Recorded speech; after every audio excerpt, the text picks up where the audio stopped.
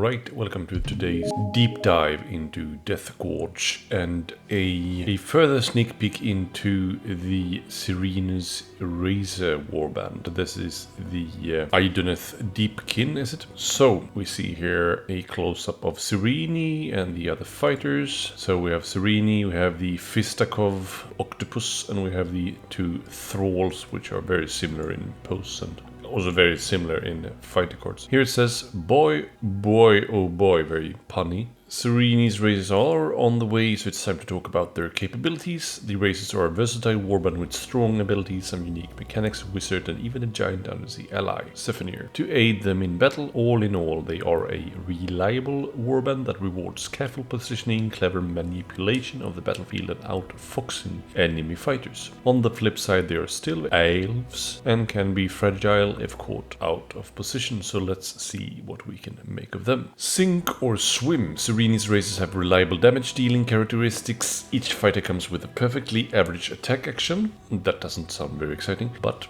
let's see. And 3 of the 4 are range 2. And that's pretty strong. For easy poking at the foe from a safe vantage point. This gives you great positional and tempo advantage over nearly every other warband in the game, a powerful stance from which to start any match. It also helps keep you safe, which is handy because 2 of your fighters comes with a wound characteristic of 3. So first up here we see the full uninspired and inspired side of Cyreni, the non-beast I guess, only flying. Unless I'm missing something. He is a hunter, 5 move, 1 dodge, 4 wounds. Stays the same but inspires to dodge. So it doesn't stay the same, but yeah, the other stuff doesn't change. His uninspired attack reads 1 range, 3 swords, 2 damage. And his inspired attack goes to 4 swords, 2 damage. With a snare as well. And he then has the reaction Phase Ink, which is equally strong, uninspired as inspired. After an attack action that targeted this fighter, stagger up to 1 visible enemy fighter within 2 hexes and then place this fighter on a hex within 1 hex of no one's territory and more than 1 hex from each enemy fighter. So that's a pretty nice way to like get into position to score stuff like Fearsome Fortress, for example. So let's see if the rest of the deck reads into such a Nemesis format as well. So the Inspire condition is pretty weird for this warband, and it feels a bit like they are running out of inspired mechanics, so they have to come up with pretty weird stuff. It reads, it is your 3rd power step in round 1, your 2nd power step in round 2, or your 1st power step in round 3. So that's just, it's really hard to remember those windows, or it's really easy to forget those windows, and then if you're playing a nice opponent, he will just let you inspire later, but yeah, it's a bit weird, right? And then, yes, as I said, title at the end of the round, uninspired is fighter. So yeah, he seems like a decent fighter. Maybe I would have liked to see Grievous here. 2 damage is nice, but yeah. Okay, so then we have, also says here underneath, Cyreni is a real tank, as this Soul's Cephalopod. It's tied for the highest wound characteristic in this warband, and once inspired he gets that 2 dodge defense characteristic. That's the bane of aggressive warbands everywhere. Yeah, sure. But 2 shields is better. If your opponent actually takes the chance to attack Cyreni, he gets a free push in addition to staggering an enemy fighter, as Cyreni uses his Phase Ink ability to confuse the enemy as he makes his escape. Next, then we have Cyreni, the leader, which is a girl, I believe. She is a hunter. She is a wizard, level 2 wizard, uninspired and inspired. She has 4 move, 1 shield, 4 wounds, and the only thing that changes is that she goes to 5 move inspired. She has a magic attack only, range 2, hits on swirlies and wizard level, does 2 damage. And goes to channels inspired, but stays the same. And the same inspired mechanic, but she also has the fighter card action Hammer Tide. Place the scatter token in this fighter's hex, draw a straight line from the center of the token in the direction indicated by the hammer symbol, smash that is. The first time this line enters a hex occupied by an enemy fighter, deal 1 damage to that enemy fighter and stagger that fighter. So you can only do 1 damage with that action basically, but very reliable if you really need to just do 1 damage. So it says here, your long range attacker is Cyreni, the leader of the warband. Her powerful Hammertide ability is the star of the show. With this powerful action, you pick a straight line of hexes, and then the first enemy fighter in this line suffers 1 damage and is staggered. This ability alone makes the warband a real challenge. Every opponent is under pressure straight from the deployment, as any line from one starting X to the next could be a threat.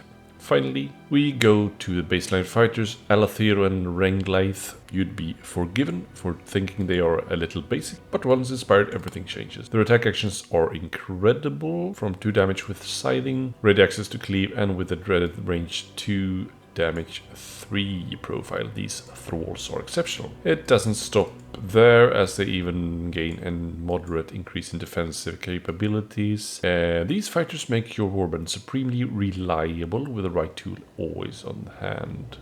We only have access to one of those fighters, but I guess they are pretty similar, as the text implies they are. Renglaith has the Idoneth and Thrall keyword, 4 move, 1 shield, 3 life. And the Lanmari blade, 2 range, 2 smash, 2 damage. Goes to 3 smash, 2 damage with Grievous inspired. So doesn't get 3 damage, but gets Grievous. So yeah, I guess the other guy gets 3 reliable damage then, as that was implied in the text. Inspires the same way.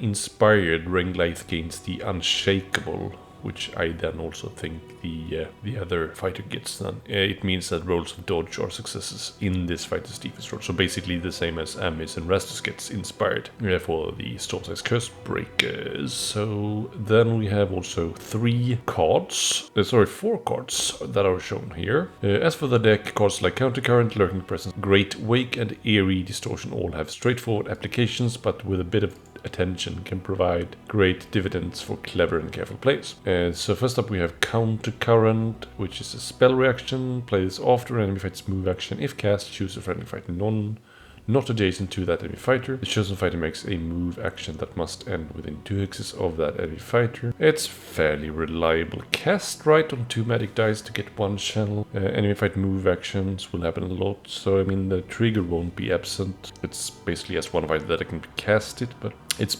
like a weaker version of a counter charge, but I guess could also be a bit more versatile. You don't have to end up adjacent to the enemy fighter. Then we have Lurking Presence, push a friendly Zephanier, so the octopus basically, up to 2 hexes. So it's bound to a fighter, which basically Countercurrent is also, because it's a spell reaction. As long as you have that fighter alive, it's a pretty decent card. Then we have a Great Wake. It's a upgrade that gives you access to a reaction. After this fight's move action, push a friendly fighter within 3 hexes, 1 hex towards this fighter. Yeah, that could be a really strong positional manipulation, I guess. Then we have Eerie Distortion, which is a ploy. Choose an uninspired friendly fighter, give that chosen fighter 1 guard token. It's not very exciting, but if this warband actually does then play well into the Face of Fortress, this is a card that could complement Earthworks to be scored, I guess. Then it says, this whole warband operates at the whim of the tides, with each fighter inspiring in a specific power step of each round, and the tidal ability causing them to lose their inspired status at the end of the round. Navigating the ebb and flow of their abilities will need a steady hand on the tiller. Treading Water. So how do other warbands survive against these terrors from the deep? I think it would be fairly doable, right? But yeah, it says here, in theory, the counterplay is straightforward. You need to weather the early damage spike, then hit back hard before they inevitably all inspire. Luckily for any would-be deep-sea divers out there, the races are relatively fragile for 4 fighter warbands. I wholeheartedly agree. With 2 fighters with a wound characteristic of 3 and a defense characteristic of 1 block, you'll find that cleave generates a lot of value. I guess just dice would work as well, right? Target priority is essential. Keep in mind that this will not always be the fighter who has the least health, as their tricksy inspired condition can turn the previous innoxious fighter into quite the powerhouse. Almost without warning, killing Zephanier when Renglaith is ready to become inspired in the next activation might well be a mistake you don't get to repeat. Right. Then it says, setting sail. Now all that remains is to raise anchor and sail away on a journey to the icy Deathgorge. Either make use of or deal with the horrors that lurk beneath the ice. Good luck and keep an eye out for the ripples in the water. So I'm not going to make any real judgment on the warband, to be fair.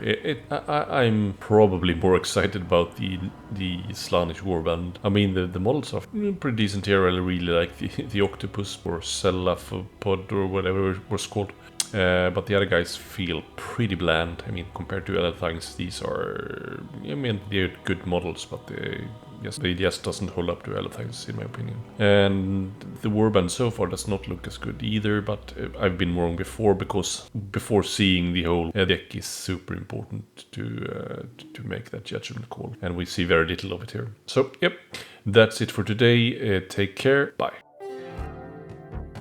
This is Mats again, chiming in to thank you for watching the video. Please don't forget to subscribe, like and comment, and to not miss out on future content, ring the bell as well. And if you really liked this video, feel free to click the thanks button just below this video. And if you want to support me even further, you can now become a channel member and claim the title of Critical Focus Fan. Until next time, take care, bye.